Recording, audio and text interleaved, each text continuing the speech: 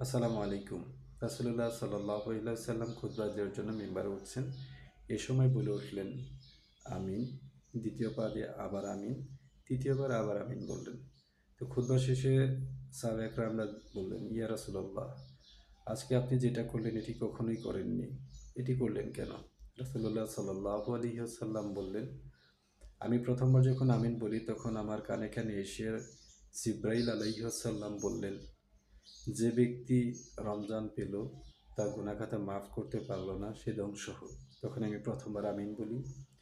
দ্বিতীয়বার বললেন, যারা রাসূলুল্লাহ সাল্লাল্লাহু আলাইহি সাল্লামের নাম শুনবে বা শুনল, তারা দুরূদ পাঠ করল না, তারাও ধ্বংস হোক।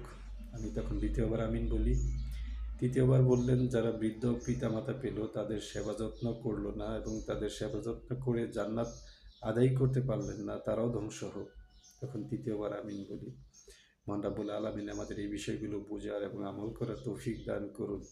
আমিন। আসসালামু আলাইকুম।